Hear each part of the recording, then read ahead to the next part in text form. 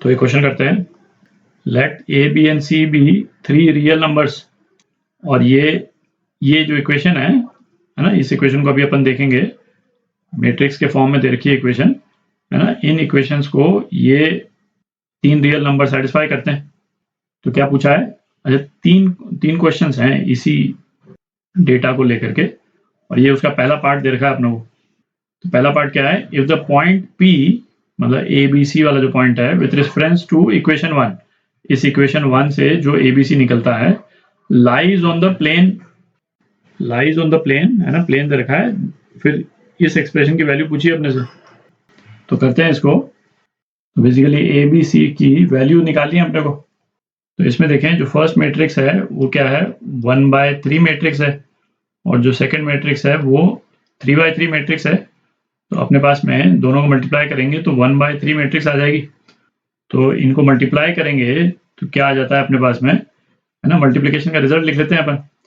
ये आ जाएगा, है ना, एक ही रो है तो ये row into first column, A + 8B + 7C, एक तो ये आ गया, है ना। फिर ये वाली row second column, 9A + 2B + 3C, और तीसरा क्या आ जाएगा? 7A + 7B + 7C। ठीक है, ये मैट्रिक्स आ जाएगी 1/3 मैट्रिक्स, और ये किसके बराबर है? 0 0 0, है ना, नल मैट्रिक्स। तो कोरस्पॉन्डिंग एलिमेंट दोनों मैट्रिक्स के हम इक्वेट कर देते हैं, तो अपने पास क्या आ जाएगा? 3 होमोजेनियस इक्वेशंस आ जाएंगी। वेरिएबल्स क्या हैं? A B C वेरिएबल्स में एक ये आ गया, दूसरी इक्वेशन 2B + 3C = 0, और तीसरी क्या आ गई? 7A + 7B + 7C = 0। ठीक, अब ये मैट्रिसेस को हटा देते हैं, इनकी जरूरत नहीं है ना। साइमल्टेनियस इक्वेशंस आ गई अपने पास। अच्छा, ये जो तीसरी इक्वेशन है इसमें से 7 हटा देते हैं, है ना। A + B + C = 0 आ जाएगा अपने पास। तो ये 3 जो है होमोजेनियस लीनियर इक्वेशन है वेरिएबल A, B और C में। तो इनका एक सॉल्यूशन क्या है? एक सॉल्यूशन तो ट्रिवियल सॉल्यूशन होता है, वो तो अपने को मालूम है, 0 0 0, है ना। इसको तो सेटिस्फाई करेंगी ये तीनों इक्वेशन। पर आप देखें क्या बोल रहा है कि पॉइंट ABC जो कि इन इक्वेशंस को सेटिस्फाई करता है, वो इस प्लेन पे लाई कर रहा है। ठीक है। अच्छा, ये इस ट्रिवियल सॉल्यूशन को इस प्लेन की इक्वेशन में हम डाल देते हैं, तो ये ट्रिवियल सॉल्यूशन इसको सेटिस्फाई नहीं कर रहा है। ठीक है, तो इसका इंटरप्रिटेशन क्या हो गया कि इन 3 इक्वेशंस का नॉन ट्रिवियल सॉल्यूशन भी है, मतलब किसी एक स्ट्रेट लाइन में कॉन्साइड कर रही है, और वो स्ट्रेट लाइन जो है वो इस प्लेन के थ्रू पास हो रहा है। आप विजुलाइज कर रहे हैं? जैसे सपोज ये प्लेन है ना, ये वाला प्लेन, यहाँ पे ये जो अपने को दे रखा है 2x + y + z = 1, और इन 3 इक्वेशन का एक कॉमन सॉल्यूशन जो है वो क्या है? स्ट्रेट लाइन के फॉर्म में है, सिंगल पॉइंट के फॉर्म में नहीं है। सिंगल पॉइंट होता तो ये पॉइंट होता, और वो स्ट्रेट लाइन जो है वो इस प्लेन से पास कर रही। ठीक है, तो हमको ABC की वो वैल्यू निकालनी है जिस पॉइंट पे ये लाइन और ये प्लेन जो है वो कोइंसाइड कर रहा है। ठीक है, तो पहले तो ऐसे करते हैं, इस लाइन की इक्वेशन निकालते हैं। अच्छा, ये लाइन जो है वो 3D में निकलेगी, तो उसकी इक्वेशन निकालते हैं। तो इसको मैं इक्वेशन 1 बोल देता हूँ, इसको 2 बोल देते हैं, और इसको 3 बोल देते हैं। तो इक्वेशन 1 में से 3 को हम सब्ट्रैक्ट कर देते हैं, 1 - 3, तो अपने पास में क्या आ जाएगा? 7B + 6C = 0। ठीक है, तो क्या हो गया? 7B = -6C। एक रिलेशन तो ये आ गया, और दूसरा क्या? इक्वेशन 2 में से इक्वेशन 3 को 3 से मल्टीप्लाई करके माइनस कर देते हैं। ठीक है, C एलिमिनेट हो जाएगा, तो अपने पास में क्या आ जाएगा? 6A - B = 0। तो क्या हो गया? B = 6A के बराबर आ गया। तो A, B और C के बीच में रिलेशन क्या आ गया अपने पास में? 6A = B और -6C/7। ठीक है, और इसको अपन क्या लिख सकते हैं? रिलेशन को 6 से डिवाइड कर देते हैं, तो A/1 = B/6 = -C/7, है ना, या फिर C/-7, है ना। ये लिखना बेटर है, ऐसे लिख देते हैं इसको। तो सॉल्यूशन तो आ ही गया, थोड़ी जगह बना लेते हैं। तो ये जो इक्वेशन अपने पास में आई है, ये क्या है? ये एक स्ट्रेट लाइन की इक्वेशन है जो कि 3D में है, ठीक है ना। ऑब्वियसली देखने में थोड़ी सी डिफरेंट है। जैसे 2D में जो स्ट्रेट लाइन की इक्वेशन वो क्या रहती थी, ax plus b y is equal to c. 3 variable में यदि हम सिमिलर इक्वेशन लिखें ax plus b y plus c z is equal to d, तो ये जो है वो 3D में स्ट्रेट लाइन की इक्वेशन नहीं रहती है ना। जैसे यहाँ पे लिखा हुआ है, ये क्या है, एक प्लेन की इक्वेशन है। 3D में स्ट्रेट लाइन की इक्वेशन जो है वो ये हो जाती है। तो अब ABC की वैल्यू निकाल लेते हैं। इसका मतलब B जो है वो क्या है, 6a के बराबर, और C जो है -7a के बराबर है। B और C की वैल्यू इसमें डाल देते हैं। ऑब्वियसली ये पॉइंट ABC जो है इस प्लेन की इक्वेशन को सेटिस्फाई करेगा, तो x की जगह a, y की जगह b और z की जगह c रख देते हैं। तो ये क्या हो गया, 2a प्लस y b है तो 6a और प्लस z c है ना, -7a इज इक्वल टू 1। तो a की क्या वैल्यू आ गई, 1 आ गई। a की वैल्यू 1 आ गई, b की वैल्यू 6 आ गई और c की वैल्यू क्या आ गई, -7 आ गई। ठीक है, तो ये ABC की वैल्यू आ गई जिस पॉइंट पे ये जो लाइन जो कि कॉमन लाइन है इन तीन इक्वेशंस की, इस पॉइंट पे इंटरसेक्ट करती है इस प्लेन से। तो अपने को क्या पता करना है, 7a plus b plus c। तो 7a जो है क्या हो जाएगा, 7 प्लस 6 प्लस c है ना, मतलब -7। तो ये कितना हो गया, 6 हो गया। ठीक है, तो ये आपका आंसर 6 है ना, डी पार्ट। अच्छा, नेक्स्ट पार्ट करते हैं। तो इसका सेकंड पार्ट करते हैं। Let b is equal to 6 with a and c satisfying equation 1 है ना। अगेन ये if alpha and beta are the roots of the quadratic equation, तो इस रिलेशन की वैल्यू क्या होगी है ना, वो निकालना अपने को।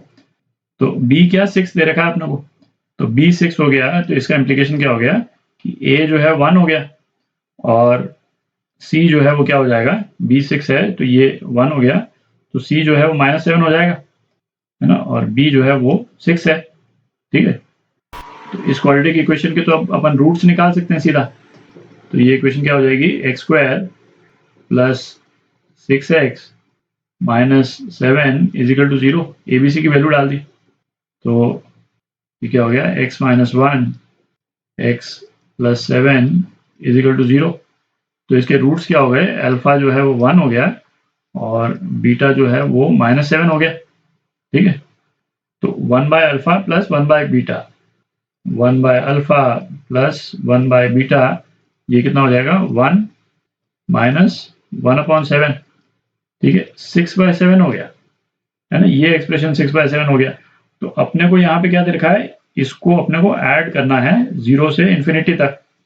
तो मतलब क्या हो गया, 6/7 raise to power 0 plus 6/7 raise to power 1 plus 6/7 raise to power 2, और कहाँ तक है ना, टिल इन्फिनिटी। ठीक है, थोड़ी जगह कर लेते हैं।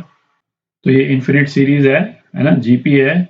इसकी फर्स्ट टर्म जो है वो क्या है, 1, और कॉमन रेशियो क्या है, 6/7। तो इसका जो सीरीज का जो समेशन होगा वो क्या हो जाएगा, a/1 minus r is equal to 1/1 minus 6/7। तो ये कितना हो जाएगा, 7 हो जाएगा। ठीक, तो इस पार्ट का ये आंसर हो गया, बी पार्ट। अब सी पार्ट देखते हैं। तो अभी थर्ड पार्ट करते हैं। Let omega be a solution of x³ - 1 is equal to 0। अच्छा, ये क्वेश्चन आप चाहें तो इसको अटेम्प्ट करें कॉम्प्लेक्स नंबर्स करने के बाद में। ठीक है, तो बेटर रहेगा है ना, आप चाहे तो इसको नोट करके रख लें, और यदि और कॉम्प्लेक्स नंबर्स यदि आप कर चुके हैं तब तो इस क्वेश्चन को अटेम्प्ट कर ही सकते हैं। तो ओमेगा बी है सॉल्यूशन ऑफ x³ - 1, तो x³ - 1 इज इक्वल टू 0। इसके सॉल्यूशंस जो हैं वो क्या होते हैं है ना, इसको इस तरह से हम रीअरेंज कर सकते हैं, x - 1 x² plus x plus 1 is equal to 0। अच्छा, ये किस सॉल्यूशन की बात कर रहा है, जिसका इमेजिनरी कंपोनेंट जो है वो ग्रेटर देन 0 है। तो अब जैसे इसका एक सॉल्यूशन तो ये है x इज इक्वल टू 1। ठीक है, और दूसरे जो दो सॉल्यूशंस जो आते हैं वो इस वाले इक्वेशन से आते हैं, और वो दोनों के दोनों इमेजिनरी सॉल्यूशंस होते हैं। ठीक है, वो सॉल्यूशंस क्या होते हैं, x जो है -1/2 प्लस माइनस √3/2i। ठीक है, तो तो हमको कौन सा ओमेगा कंसिडर करना है, जो इसका सॉल्यूशन है, हमको ओमेगा वो कंसिडर करना है जो कि -1/2 प्लस √3/2i है। ठीक है, उसके लिए हमको इस एक्सप्रेशन की वैल्यू निकालनी है। ठीक है, अच्छा ए क्या दे रखा है, ए जो है वो 2 दे रखा है और बी और सी इसी अगेन है ना सेम इक्वेशन 1 को सेटिस्फाई कर रखे हैं, तो इसका सॉल्यूशन तो अपन निकाल ही चुके हैं। ए 2 है आपकी बात, तो ए यदि 2 होगा तो बी जो है वो क्या हो जाएगा 12 हो जाएगा और सी जो है वो क्या हो जाएगा -14 हो जाएगा। तो अपने को जो एक्सप्रेशन निकालना है वो क्या हो जाएगा 3/ओमेगा² प्लस 1/ओमेगा⁻12 प्लस 3/ओमेगा⁻14। ठीक है, थोड़ी जगह कर लेते हैं। तो ये जो कॉम्प्लेक्स सॉल्यूशन अपन ने लिया इस वाली इक्वेशन का है ना, ये किन रिलेशन को सेटिस्फाई करता है, एक तो ओमेगा³ जो है वो 1 के बराबर होगा और दूसरा किस इक्वेशन को सेटिस्फाई करेगा, ओमेगा² प्लस ओमेगा प्लस 1 जो है वो 0 के बराबर। इसी इक्वेशन से अपन ने डिराइव किया था इसको। ठीक है, तो ओमेगा³ 1 है, इसका इम्प्लीकेशन क्या हो गया, ओमेगा⁻12 जो है वो भी क्या हो जाएगा 1 हो जाएगा। ठीक है, इसको रेज़ टू पावर 4 कर दें दोनों तरफ तो ओमेगा⁻12 जो है वो 1 आ जाता है। ठीक है, तो ये रिलेशन जो है अपनी क्या हो जाएगी 3/ओमेगा² प्लस 1 प्लस है ना, ये 3/ओमेगा⁻14 है, तो ओमेगा⁻12 तो 1 हो गया, तो अपने पास में क्या रह गया 3 ओमेगा² रह गया। ठीक है, तो अब ऐसा करते हैं इस एक्सप्रेशन को ओमेगा³ से मल्टीप्लाई कर देते हैं थ्रू आउट। ठीक है, क्योंकि ओमेगा³ जो है वो 1 है, तो 1 से यदि हम मल्टीप्लाई कर देंगे तो कोई फर्क तो पड़ेगा नहीं एक्सप्रेशन को।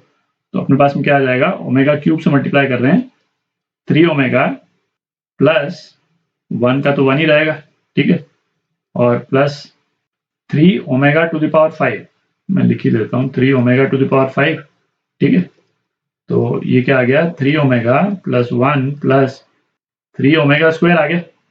ठीक है, अगेन ओमेगा³ जो है वो 1 हो गया, तो ये कितना हो गया 1 प्लस 3 ओमेगा प्लस ओमेगा²। ठीक है, और है ना यहाँ से क्लियर है ओमेगा² प्लस ओमेगा ये कितने के बराबर है, -1 के बराबर है, तो ये क्या हो जाएगा 1 - 3 हो जाएगा। ठीक है, तो यहीं पे लिख देते हैं है ना 1 - 3, तो ये क्या आ गया -2 आ गया। ठीक, तो ये आपका आंसर ए पार्ट।